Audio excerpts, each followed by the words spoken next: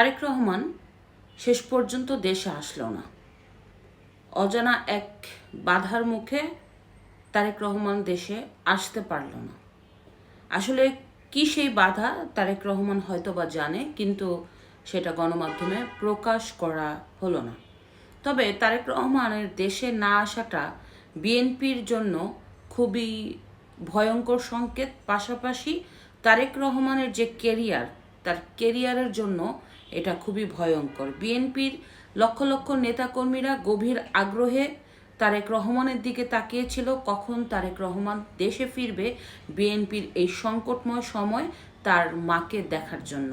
কিন্তু শেষ পর্যন্ত যখন বিএনপির তারেক রহমান দেশে ফিরল না, তখন অবশ্যই নেতাকর্মীরা হতাশ এবং তারা পিছনের রহস্য খোঁজার চেষ্টা করছে। আসলেই তারেক রহমানের দেশে না ফেরার পিছনের কারণ কি? মূলত আমার কাছে যেটা মনে হয়, তারেক রহমান ডক্টর ইউনূসের মিষ্টি কথা বিশ্বাস করতে পারছে না। কারণ ডক্টর ইউনূস খুব সুন্দরভাবে মিষ্টি মিষ্টি কথা দিয়ে যেভাবে প্রতিশ্রুতি দিয়েছিলেন তারেক রহমানকে পুরোপুরি তার নিরাপত্তা নিশ্চিত করবে বাংলাদেশে, তার জন্য এসএসএফ এর গার্ড, বিশেষ নিরাপত্তা এবং সর্বদিক থেকে। কিন্তু তারেক রহমান তার মিষ্টি কথায় ফাঁদে পা না দিয়ে শেষ পর্যন্ত এই বাংলাদেশে আসলো না।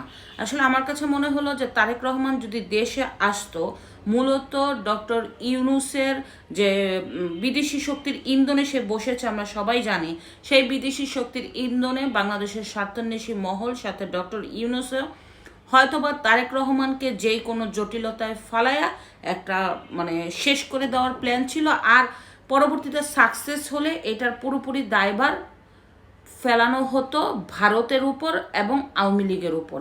এটাই হচ্ছে বাস্তব কথা। কিন্তু এই যে তারেক রহমান প্রায় আওয়ামী লীগের বিদায় হয়েছে 1.5 বছর। এই 1.5 বছরে সে এখন পর্যন্ত বাংলাদেশে তার বিশ্বস্ত সূত্র করতে পারলো না, বিশ্বস্ত জায়গা করতে পারলো না। তার দলের নেতাকর্মীরা তো দিব্যি tempo station, bus station, launch station, সব স্টেশন দখল করে যখন পুরোপুরি পায়ের উপর পা দিয়ে ওই চা খাচ্ছে যে আমাদের দল ক্ষমতায় চলে আসছে, তখন হয়তোবা তাদের টনক লড়তে পারে। আসলে তাদেরও ক্ষমতায় যাওয়ার জন্য একটা বিশাল বাধা তৈরি হতে যাচ্ছে। আর এই বাধা হয়তোবা বিএনপি অতিক্রম করতে পারবে কিনা এটা সৃষ্টিকর্তা জানে, আর বিএনপি জানে যে ভবিষ্যতে তারা এই ফাইটে লড়তে পারবেন কিনা। আপনারা সবাই জানেন -2 ফর্মুলার যে 2007 সালের থিওরির যে মূল প্রবক্তা ছিল, এটা ছিল ডক্টর ইউনূস। এই ডক্টর ইউনূস 2007 সালেই কিন্তু সে ক্ষমতায় বসতে চেয়েছেন। ক্ষমতায় বসার জন্য সে কিন্তু একটা দলও গঠন করেছিলেন, কিন্তু তার দলটা কিন্তু বেশি দূর যেতে পারেনি।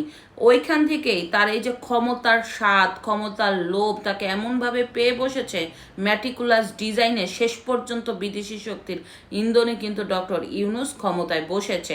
সেই ডক্টর ইউনূস যখন ক্ষমতার চেয়ারে বসে আপনার -1 2 3 4 5 ফর্মুলা তো করবে, এটাই বাস্তব কথা। ইতিমধ্যে আসলে বাংলাদেশে এখন অদৃশ্য ক্ষমতায় রয়েছে জামাত, আর অদৃশ্য ক্ষমতা জামাতের শক্তি হিসাবে কাজ করছে ডক্টর ইউনূস।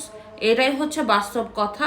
তবে তারেক রহমানের কেরিয়ার ভাটা পড়ল যে তার মায়ের দুঃসময় এবং এই বিএনপির দুঃসময় শেষ পর্যন্ত সে বাংলাদেশে আসতে পারল না। তার মাকে এখন নিয়ে যাওয়া হচ্ছে। এখন আমার কাছে মনে হয় তার মাকে শেষ দেখার জন্য সে লন্ডনে নিয়ে যাচ্ছে। তারপরেও আমি দোয়া করি যে বেগম খালেদা জিয়া যদি জীবিত থাকেন, সে যাতে আল্লাহ যাতে তাকে হায়াত দারাজ করে। ধন্যবাদ।